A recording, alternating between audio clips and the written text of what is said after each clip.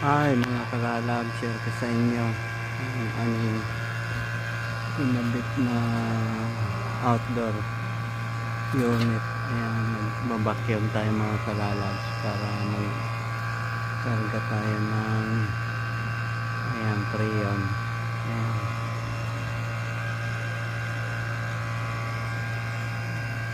Ayan siya mga kalalab, yung ating nabakyong na, nakabit na.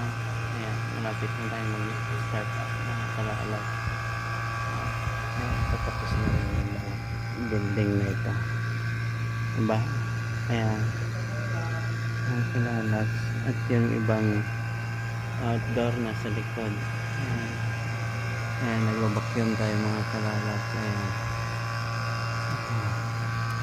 tingnan natin yung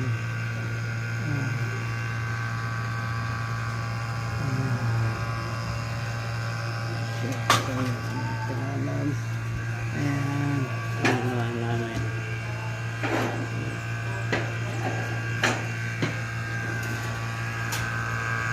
Ayan siya mga kalalab, nabakyong tayo para